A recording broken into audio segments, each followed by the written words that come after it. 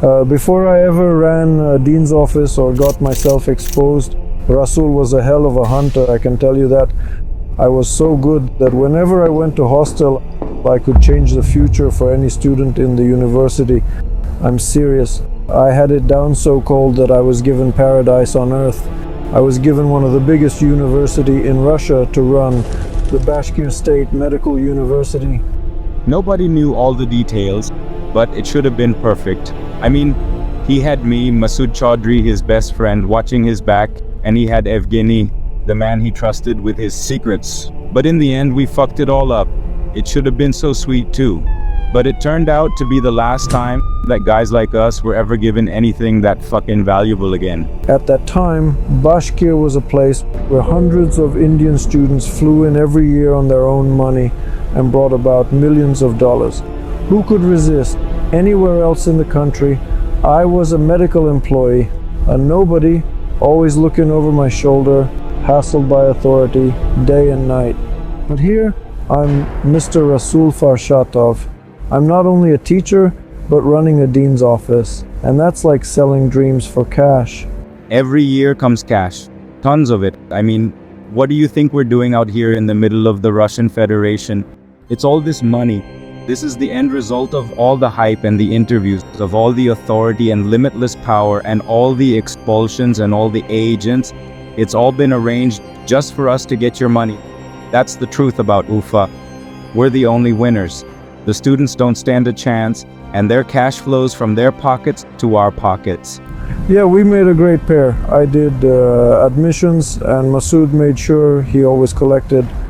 The rector loved us, and why not? The university got foreigners.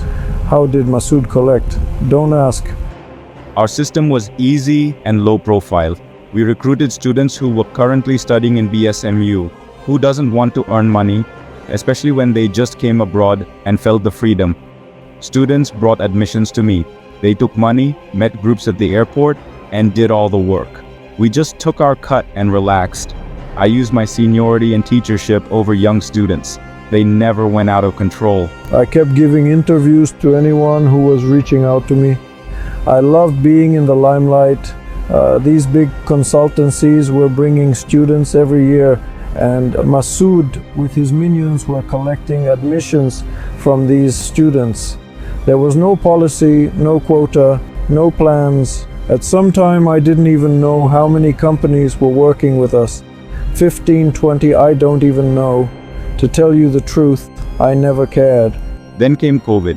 Online platforms were on boom, YouTube especially. Current students started making videos about university and started promoting BSMU. Admissions keep pouring in. At a certain point, BSMU was making more successful student agents than doctors. It was easy for our YouTuber students to entrap new admission and their parents by making fake promises.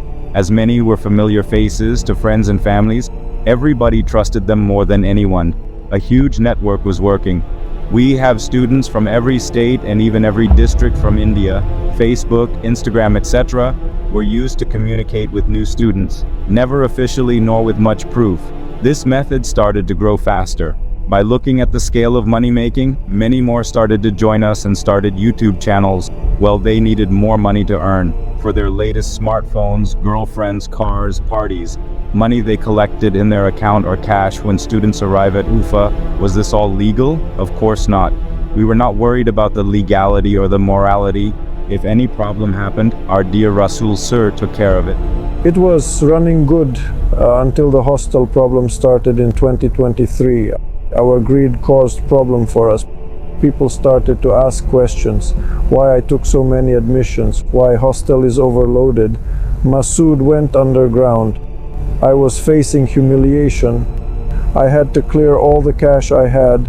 I decided to go into hiding till the situation cools. My deputy Evgeny will take care of everything in my absence. I will be back in the next session with new plans and new energy.